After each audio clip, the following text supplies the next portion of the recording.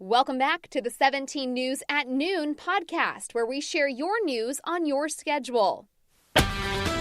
Working in the spirit of the Golden Empire, this is 17 News at Noon. Good afternoon, and thanks for joining us for 17 News at Noon. I'm Nicole Gitsky. We are tracking a heavy police presence at a Motel 6 in West Bakersfield. 17's Maddie Jansen is there. Maddie, what can you tell us right now? Hi, Nicole. I just arrived at the scene a few minutes ago. More than a dozen police cars are behind me here on Easton Drive, right off of California Avenue. They seem to be focused and centered on the Motel 6 parking lot across the street here. Again, Easton is blocked off. If you're headed west on California, you cannot turn onto Easton Drive right there, and there is a heavy police presence in this area. We've got, it looks like, a search helicopter that's been circling overhead as well. We've not been able to learn much except for BPD Sergeant Pear confirms there was a shooting, or a possible shooting, I believe, reports of a possible shooting. So they are investigating. They are still looks like searching for someone by the looks of the search helicopter circling above us here. But we don't know much just yet. But again, they are centered on this Motel 6 parking lot here just off of California Avenue and Easton Drive. So if you're headed down California and you're trying to turn into the parking lot where the Habit Burger is, you're going to see a lot of police cars. You're going to see this caution tape all around here. And we can't tell how far it's blocked off down Easton, but I can see the police cars. We are waiting to talk to police here on scene, but they're still very busy in the midst of their investigation. So as soon as we learn more, we're going to let you know. You can also download our 17 News app to get the latest on this incident sent directly to your phone. And Nicole, we'll check back in later if we learn anything more.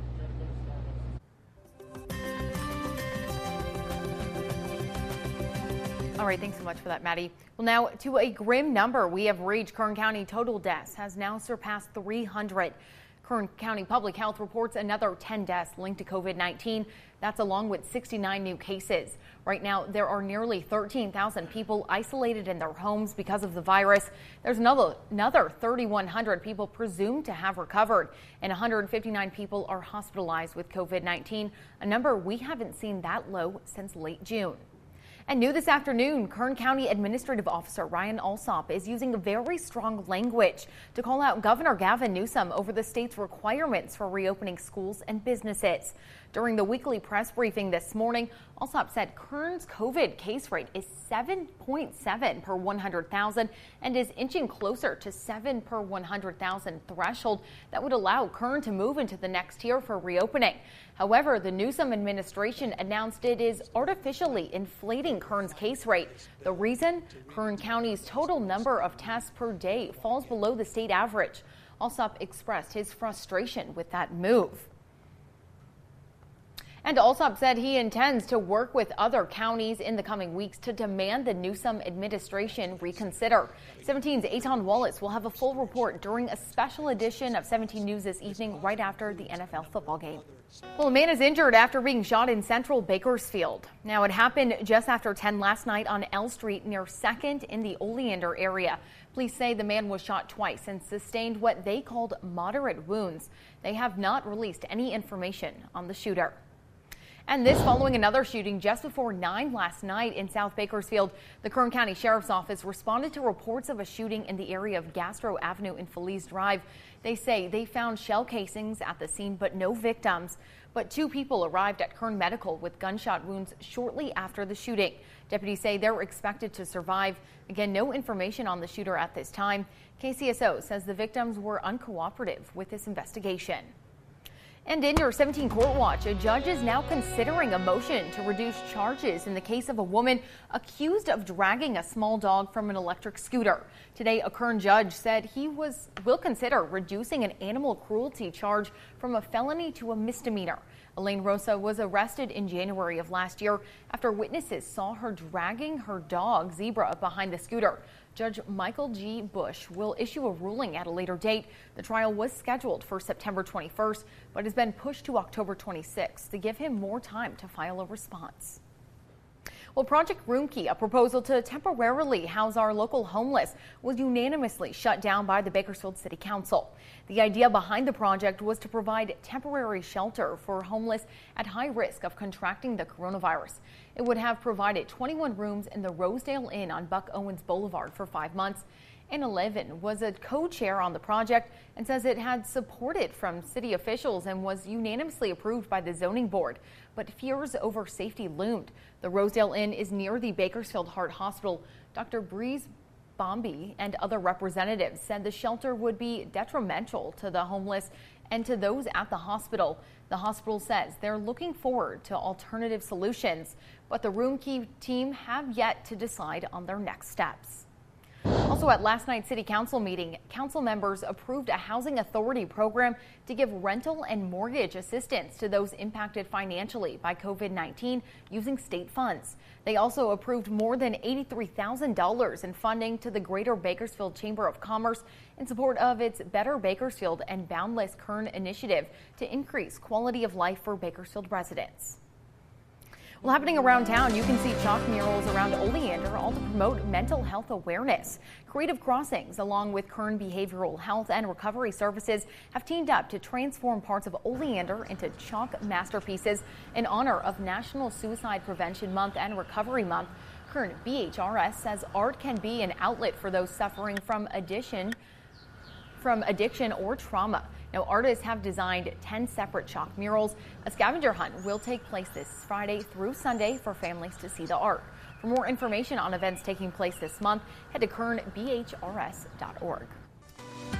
Welcome back on this Thursday, and we've got the haze out there and temperatures cooler than where we were at yesterday, so that's kind of good news for us. We've got 79 degrees, not a bad temperature to start off the afternoon, and no winds to talk about out there right now. Yesterday we hit 98. We should be right around 92 this time of year. The record of 107 set back in 1944. In the valley, 70s and 80s, into the mountains 60s, 70s, and we've got lower 80s out of the Kern River Valley, 81 for Lake Isabella and Ridgecrest. Temperatures right now, 75 in Sacramento, 79 in Fresno. We've got 60s and 70s south, even Vegas getting a little bit of a cool down. They're at 79 currently, and we're down 14 degrees from where we were yesterday at this time.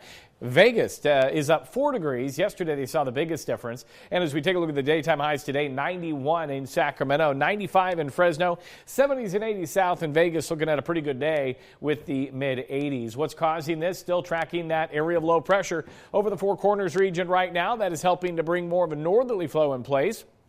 And with that, we're dragging some of that smoke from fires north to the south, and that's why we've got the air quality the way it is still, and I see no breakage of that. We've got air quality issues. The watch is still in place. We've got temperatures going to hover right near 100 degrees here, but below, and that's always good news when we can keep it below 100. September 14th, 2019, if you're wondering when our last 100 degree was for last season, and that was on the 14th, and then unfortunately I see no rain in our near future, just a break in the temperatures. Air quality today, unhealthy for sensitive groups with the AQI at 147. And today we're going to call for the mid-90s. Bakersfield should be right near 95, 94 in Delano, McFarland, Taft at 93. For the mountains and the Kern River Valley, that haze will stick around. We're looking at 82 in Fraser Park, 81 in Tehachapi. For the Kern River Valley, 92, winds just out of the northwest 10 to 15. And then for the desert today, we'll look for 87 in Mojave. Look at Ridgecrest, 90 degrees. They're liking this weather below 100. Here's a look at the extended forecast, and you'll see here we keep temperatures into the 90s across the board, overnight into the 60s. And then for the mountains, we're looking at 80s throughout the next 7 days. Overnight, the 50s, and then for the Kern River Valley, we're looking at upper 90s to return for the weekend, but then all areas look to have another cool down coming by the mid part of next week. We've got more news coming your way right after the break. Stay with us. We are continuing to follow breaking news out of Motel 6 in West Bakersfield. 17's Maddie Jansen is still on scene and has more. Maddie, what else can you tell us right now? Hey, Nicole, yeah, it's still a very active scene. We are just across the street from the Motel 6 off Easton Drive and California Avenue. There are more than a dozen police officers here on scene, or police cars, I should say, on scene. The crisis negotiation team is also here on scene. Around 9:40 this morning, they got several reports of shots fired outside the Motel 6. They arrived. They say they did not find any victims of gunshot wounds, but they believe the shooter is holed up inside of the Motel 6 right now. So they've evacuated everyone else out of it, and they're working to get in contact with whoever whoever is inside. So there's a helicopter going. It's a heavy police presence. Easton Drive is blocked off. That's all we know so far. It is still a very active scene. So download our 17 News app to get the latest sent to your phone. And you can stay tuned on our social media, and we'll keep you updated there as well this afternoon. I'm Maddie Jansen for 17 News. Working in the spirit of the Golden Empire, this is 17 News at Noon. The 17 News at Noon podcast is a production of KGET and Nexstar Media Group. For more on all of the headlines in today's show, head to kget.com.